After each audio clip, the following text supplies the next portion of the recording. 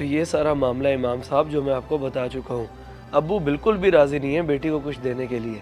अव्वल तो बाप को ऐसा करना नहीं चाहिए, सख्त गुनाह है। बेटी किसी मुश्किल में होगी तो मांग रही है, वरना बेटियां तो बड़े दिल वाली होती हैं, अपना हिस्सा ऐसे ही बख्श देती हैं। जी इमाम साहब, मैं क्या करूं ऐसा कि अब्बू उसका हिस्सा देने पर राजी हो जाएं। देखें, अगर वो नहीं देना चाह रहे तो आप तो दे सकते हैं ना। मैं दे सकता हूं, लेकिन इमाम साहब मैं कैसे? देखें, आपके अब्बा ने कुछ न कुछ तो आपके नाम कर दिया है ना, उसमें से शरई हिस्सा बना के बहन को अदा कर दें। बाकी जो आपके अब्बा के पास है, कल को वो भी तो आपके पास ही आना है। बेहतरीन बात की है आपने, ऐसे बहन को हिस्सा भी मिल जाएगा और उसका हक भी अदा हो जाएगा। क्या शरई हिस्सा बनता है? मुकम्मल असासों को 3 पर तकसीम करके 2 हिस्से बेटे के और 1 हिस्सा बेटी का होता है। ठीक हो गया इमाम साहब, आ गई समझ। बहुत शुक्रिया, बहुत बहुत शुक्रिया।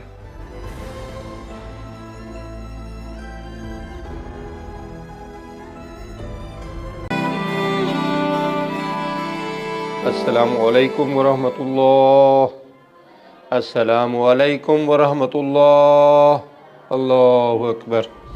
बात ना गुजर गई हो, बल्कि 1 मिनट। या अल्लाह माफ करें।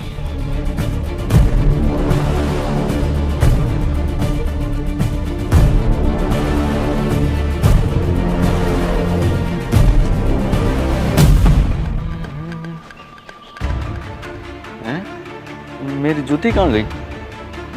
कारी साहब, कारी साहब। क्या हुआ इरफान साहब, खैरियत? जनाब बड़ी कोई अजीब बात है, कल ही मैं नई जूती लेकर आया हूँ और आज पहली बार मस्जिद पहन के आया था। अब समझ नहीं आ रही कहाँ गई, नजर ही नहीं आ रही। जूते खुद ब खुद गायब नहीं होते, कोई चोरी करके ले गया होगा। और आपको किसने कहा था कि नए जूते पहन के? कोई पुरानी चप्पल ही पहन आते। मुझे क्या पता था कि चोरी हो जाएंगे, और रमजान में भला ऐसी हरकत कौन कर सकता है? जनाब बड़े भोले हैं आप, हालात अब बदल गए हैं। लोगों में हलाल हराम की तमीज़ ख़त्म हो गई है। गुर्बत, जहालत और बेरोज़गारी ने आवाम को गलत काम करने पर मजबूर कर दिया। जी बिल्कुल ठीक कह रहे हैं। अब अल्लाह इस कौम पे रहम फरमाए। अब बगैर जूतों को ही घर जाना पड़ेगा। आप परेशान ना हो, मेरे पास एक और जूती पड़ी हुई है, आप वो पहन कर चले जाए, मैं आपको दे देता हूँ। ये राशन का सामान तकरीबन 4500 रुपये का है, दे दूं पैसे? जी भाईजान, जितने का भी है आप दे दें पैसे, मैं बेचने ही आया हूँ। हाँ हाँ देता हूँ, रुक। वैसे ये सामान तो अच्छा बना हुआ है, किसने दिया तुझे? वो अपनी सोसाइटी के एक साहब हैं, उन्होंने दिया है मुझे। मेरे काम नहीं आ रहा था तो इसलिए बेच रहा हूँ। चलो ठीक है।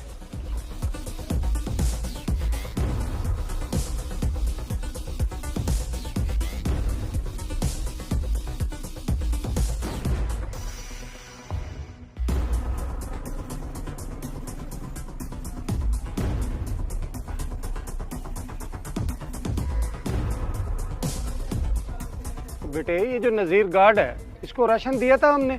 जी जी बाबा, बिल्कुल दिया है, भला उसे कैसे भूल सकता था? बस लगता है कि गलत बंदे को दे दी है, ये उम्मीद नहीं थी इससे। क्यों, क्या हुआ? खैरियत? बेटा अभी बेच के गया है वो फारूक की दुकान पे सारा का सारा राशन। क्या? लालची कहीं का, ऐसा कैसे कर सकता है वो? मैंने जो देखा तुझे फौरन बता दिया, बाकी तू फारूक की दुकान पे आके खुद भी तस्दीक कर ले। जी जी ठीक है, फरूक से पता करके तबीयत फ्रेश करता हूँ मैं उस चौकीदार की। अगर ये हरकत करनी थी उसने तो ना लेता राशन, हम किसी असल हकदार को दे देते। हाँ तो और क्या।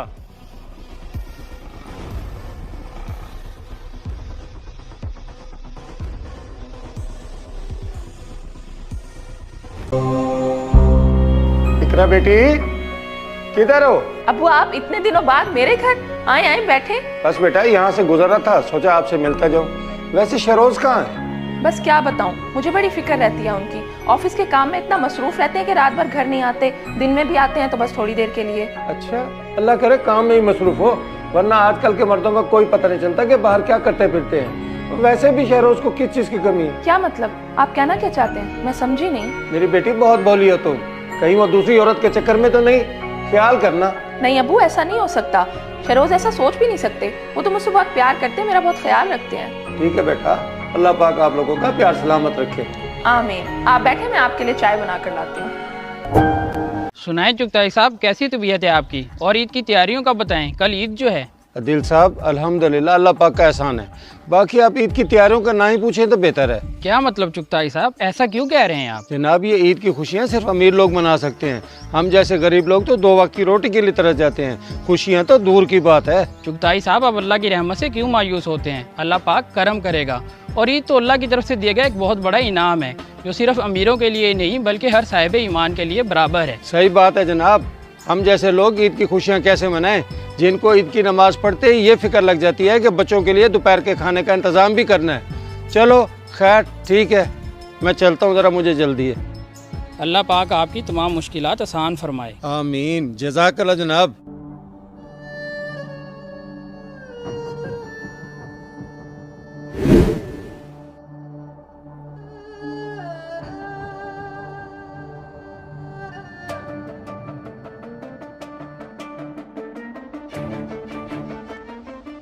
अल्हम्दुलिल्लाह ईद की नमाज़ तो पढ़ ली, अब मैं क्या करूं? मेरे पास तो सिर्फ 10 रुपए हैं। ऐसा करता हूं साहब के पास जाता हूं, हो सकता है वो मुझे ईदी दे दे और मेरा शाम का चूल्हा जल जाए।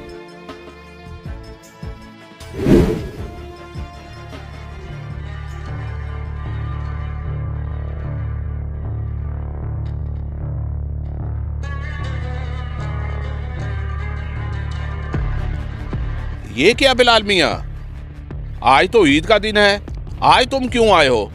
तुम्हें तो 2 दिन की छुट्टी दे दी थी।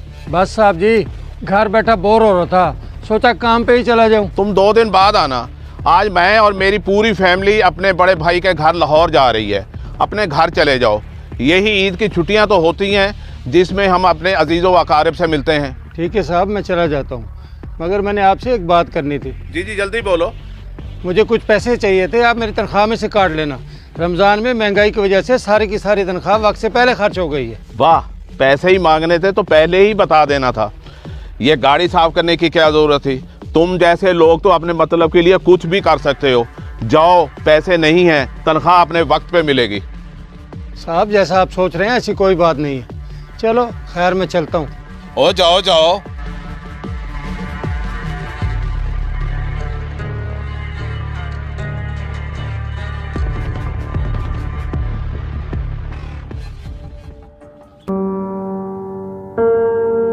आखिर क्या वजह हो सकती है? पहले तो ईद वाले दिन मरियम और अहमद वक्त पे आ जाते थे और आज अभी तक नहीं आए, बल्कि मैं जाके पता करता। ये क्या कह रहे हो तुम? मोटरसाइकिल बेच दिया? अब हम अब्बू के घर कैसे जाएंगे? तुम्हारा दिमाग तो नहीं खराब हो गया? तुमने मुझसे पूछा तक नहीं। देखो, अब छोड़ डालने की जरूरत नहीं है। तुम्हारी जिद थी कपड़ों की तो मैं क्या करता, इसलिए मैंने मोटरसाइकिल बेच दिया कि मेरा घर टूटने से बच जाए, वरना तुम तो जा रही थी। अब सारा कसूर मेरा ही बना लो। तुम किसी से उधार ले लेते पर बाइक तो ना बेचते। बड़े आए घर तोड़ने से बचाने वाले। ये क्या तरीका है अपने शोहर से बात करने का? शर्म नहीं आती? क्या हमने तुम्हें यही सिखाया है? अब्बू आपको गलतफहमी हो रही है, ये बिना वजह झगड़ रहे हैं मुझसे। खामोश, मैंने सब सुन ली है। इसमें सारी गलती तुम्हारी है। अगर तुम जिद न करती तो ये ना बेचता। इसने जो भी किया सही किया। तुम्हें चाहिए था कि मुश्किल वक्त में शोहर का साथ देती, ना कि शोर डाल के उसे तंग करती। और अहमद बेटा, मुझे फख्र है तुम पर, जिस तरह से तुम घर चला रहे हो। अंकल, एक की कम अकली को अगर दूसरा बर्दाश्त कर ले तो वक्त के साथ साथ हालात ठीक हो जाते हैं। और मियाँ बीवी का रिश्ता छोटी छोटी बात पे तोड़ा तो नहीं जाता। शाबाश बेटा, बहुत अच्छी बात की है तुमने। मरियम, देख क्या रही हो? माफी मांगो अपने शोहर से। मुझे माफ कर दें अहमद, मुझसे गलती हो गई है। आइंदा मैं किसी चीज की जिद नहीं करूंगी। अरे मैं भला तुमसे नाराज रह सकता हूँ? माफ किया तुम्हें। अरे अंकल, आप क्यों ठहरे? बैठे, जल्दी से जाके सवैयां लेके आओ, ईद का दिन है।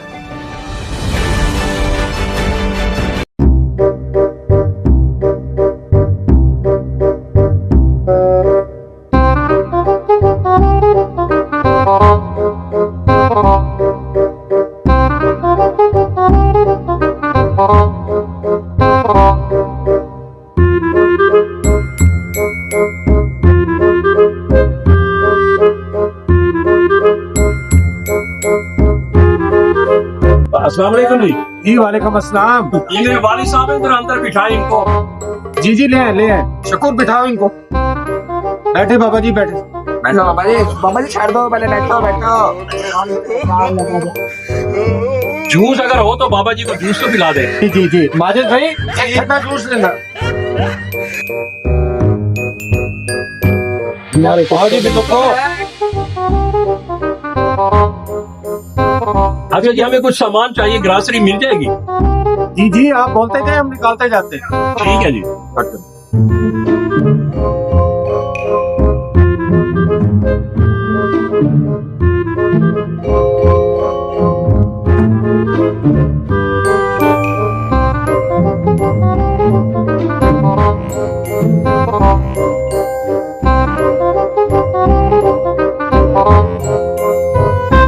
तो शुक्र कहाँ चले गए सारे?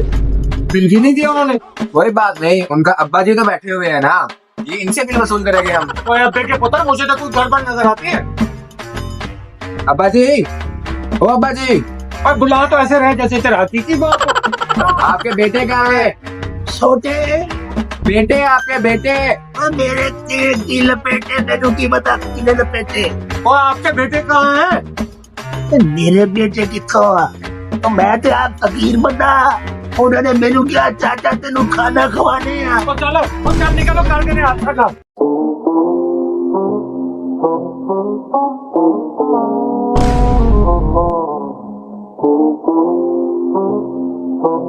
वाह मेरे मौना, जदों भी देना छप्पर पार के देना, और मजा आएगा।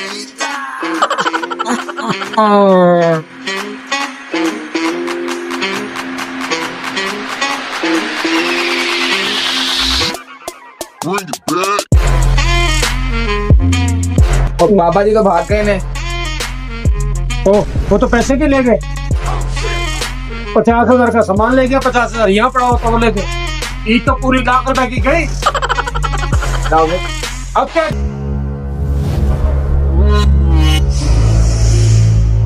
अंकल जी, छोड़ दे आप, 2 भेजना।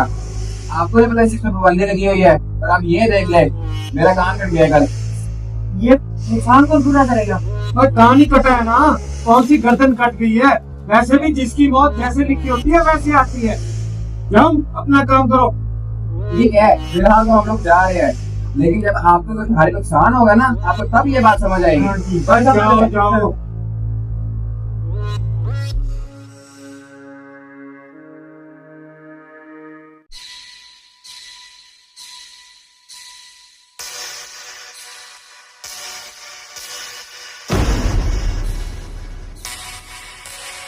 बाबा ये मैं क्या सुन रहा हूँ? अभी तक आपने ये बताएंगे बेचना नहीं छोड़े।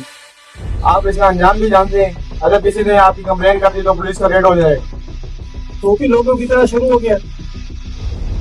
तो और मैं क्या करूँ ये बताएं? इससे कितना नुकसान हो रहा है, जानी नुकसान हो रहे हैं। और जो होगा देखा जाएगा। जब ये आग आपके घर तक पहुँचेगी ना, आपको तब पता लगेगा। और जहाँ बड़े देखे आग वाले।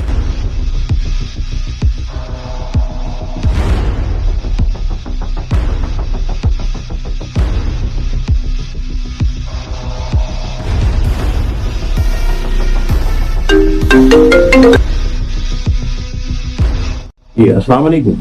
जी वालेकुम अस्सलाम। आप जोहेब के वालिद बात कर रहे हैं? हाँ हाँ, मैं जोहेब का वालिद बोल रहा हूँ।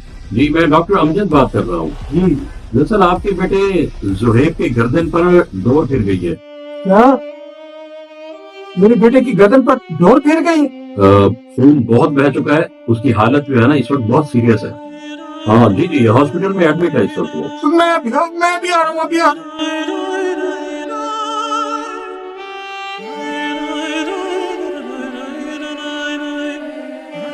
जी डॉक्टर साहब, मैं जोहेब का वालिद। वो कैसी है तबीयत उसकी? आप परेशान ना हो, उसका खून तो बहुत बह चुका है, लेकिन फिर भी आपकी दुआओं की जरूरत है उसको। ठीक है डॉक्टर साहब, फिर मैं चलता हूँ। जैसे कोई बेहतरी की उम्मीद पैदा हो तो मुझे बता।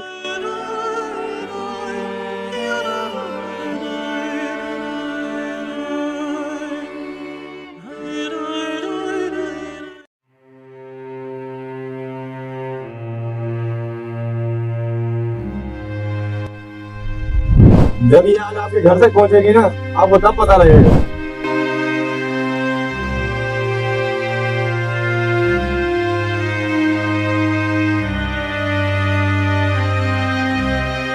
ये क्या हुआ मेरे से?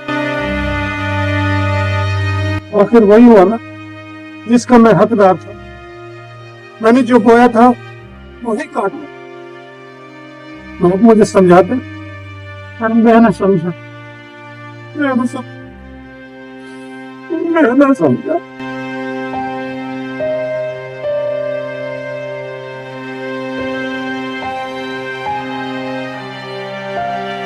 अंकल जी वही बात हुई ना, हम इस वजह से आपको रोक रहे थे लेकिन आपने हमारी एक ना सुनी।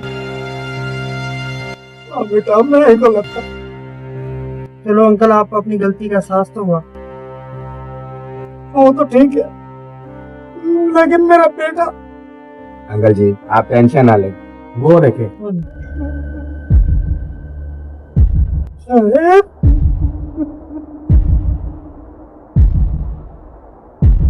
ये सब क्या था? इधर सब क्या कह रहे थे? जी बाबा मैं बिल्कुल ठीक हूँ, यह सब हमारा प्लान था।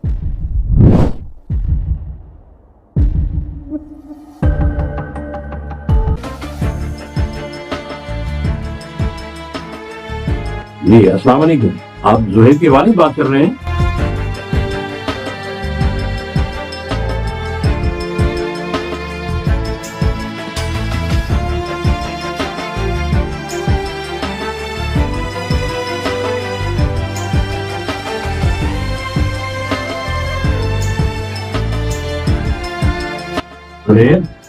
आ जाओ भाई। ये सब कुछ करने पे हम मजबूर हो गए। हाँ बेटा मैं बहुत बड़ी गलती कर रहा। अच्छा किया तुम लोगों ने मेरी इस्लाह कर दी। डॉक्टर साहब आपको बहुत मुश्किल है। कोई बात नहीं बिलाल साहब, एक डॉक्टर की हैसियत से ये मेरा फर्ज था आपको समझाना। चलो बेटा घर चलते हैं, हमारी वालदा बहुत परेशान है अपनी बेटी पे। और घर चलते हैं। जी हाँ दोस्तों, फनबाजी एक मौत का खेल है। इस खेल को रोकने के लिए इस वीडियो को लाजमी